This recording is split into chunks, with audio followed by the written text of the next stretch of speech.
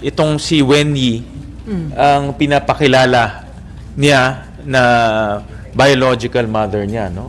Marami akong nakausap na mga taga-Valenzuela at taga-labas na rin yung mga naging kanegosyo nila o naging nakahalubilo nila na pinapakilala itong si Wenyi na nanay niya, no? Yun ang narinig kong information. Kaya ang aking hamon sa kanya at kay Wenyi, magpa-DNA test sila ng transparent, transparent, open, may witnesses, para malaman natin, no? Pwede rin ako nagkamali. Baka nagkamali yung aking information o yung mga narinig natin. Pero pwede rin tayo na tama, no?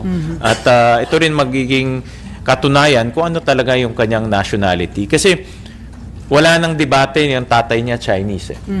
So yung nawawala nilang yung nanay niya. Ang kwento niya, kasambahay. Ang kwento ng iba, si Wenyi. So dito na lang naman maglalaro kung ano yung talagang citizenship niya, no? Or nationality in this case. Any question related to this? Okay, Victor. Hi, Sir.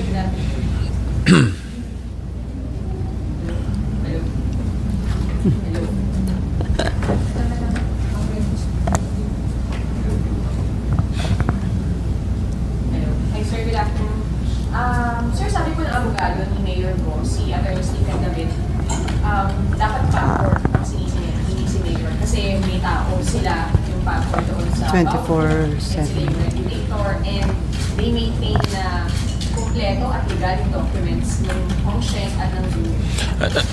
Dalawa sila mayroong accountability. Dalawa dapat sisihin. Hindi rin pwede sabihin ng PAGCOR na wala silang kasalanan. Meron din silang accountability. May pananagutan sila dito sa isyung ito. Tama, meron sila, inamin naman nila, mayroon silang 24/7 na mga tao doon. Pero sila mismo, nung first hearing, nakita namin, sila mismo nag-violate ng kanilang mga guidelines. At ipapakita namin yan sa susunod na hearing na maraming guidelines na sila mismo naglabas na violate nila kaya tayo umabot sa ganitong punto. Di ba yung ngayon nangyari sa Bamban Tarlac? PAGCOR had an office inside the POGO operations. Tapos bulag ba sila o bingi o tanga lang? Hindi ko alam eh. Wala daw silang nakitang mga kalokohan na nangyayari doon sa loob ng POGO. So, could it be the same here in Island Cove? Hindi natin masasabi kung may mga kalokohan na nangyayari o hindi. At this point, wala pa namang complaints na lumalabas. Ngayon, tignan natin how this ties up with the challenge na hinarap ni Governor John Vic Remulla. Ngayon, ang sabi ni Governor is kung may magpapatunay na itong isa sa tatlong bagay na to na number one, na involved daw sila sa operations nung Pogo Island na to. Pangalawa, kung may magpapakita daw na pinoprotektahan nila itong Pogo operations na to. At pangatlo, kung meron daw sa kanyang pamilya ang pumirma ng mga lisensya para makapag-operate itong Pogo Island na to. So, tingnan nga natin on all those 3 points. On the first point, kung involved ba sila sa operations, ako I don't think so. But we don't know. But based on what I've seen and heard so far, mukhang hindi naman sila involved. Mukhang binenta lang nila yung lupa. Kumita na sila ng 6 billion pesos. Kailangan ba talaga nila maging involved? Parang hindi eh. So, we don't know. Unless may bagong lumabas sa ebidensya to prove otherwise, sa ngayon, I don't think they're involved. Yung pangalawang hamon naman ni Governor John Vic Remulla ay kung may nagpoprotekta ba sa kanilang pamilya sa mga Pogo. Okay. Yung current DOJ Secretary ay si Crispin Remulla.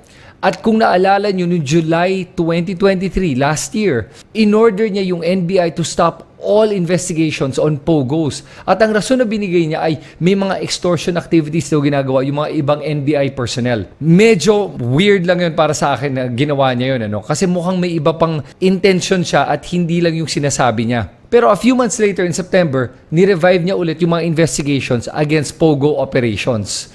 So sa ngayon, tuloy-tuloy na ang investigasyon laban sa mga Pogos. Pero ito yung interesting dito, na kahit na nag-umpisa na ulit yung operations to investigate mga illegal and criminal activities of Pogos, parang wala pa akong nababalita ang nahuhuli.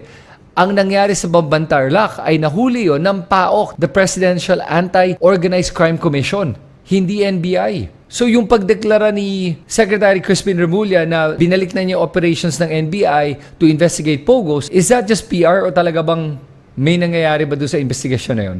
O walang ginagawa ng criminal activities sa mga Pogos na to? Hindi natin alam eh. Nakakapagduda lang na ito na yung DOJ Secretary at wala silang nakikitang mali sa ginagawa ng mga pogos. At hindi lang yun, idagdag mo yung sinabi niya dati na kaya ayaw din daw niyang imbestigahan yung mga pogo kasi sila lang naman daw yung nagkikidnapping at gumagawa ng mga kalokohan at wala naman daw nadadamay ng mga Pilipino. At nag-aareglo lang din naman daw sila.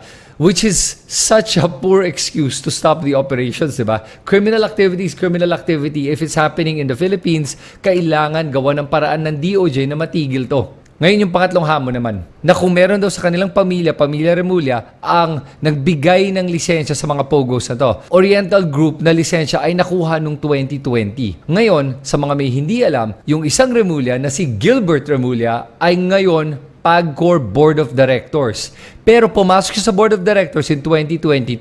So hindi siya yung nakapagpirma nun sa lisensya ng Oriental Group. Pero ito lang yung problema sa PAGCOR Board ngayon. Dahil dun sa investigasyon na ginagawa sa Senate, na ginagawa ni na Senator Gatchalian, Senator Hontiveros, nakita doon that the PAGCOR Board just created a provisional license out of thin air na hindi naman kasama sa kanilang mandate o kaya sa mga guidelines nila sa mga lisensya dapat binibigay sa mga POGOs. At ginawa nila to out of thin air, magic, para makapag-operate itong mga POGOs na to. Kasama si Gilbert Remulla sa board na yan. So sa kasong yan, mukhang complicit itong PAGCOR Board in allowing these POGOs to continue operating. And that's where the problem lies.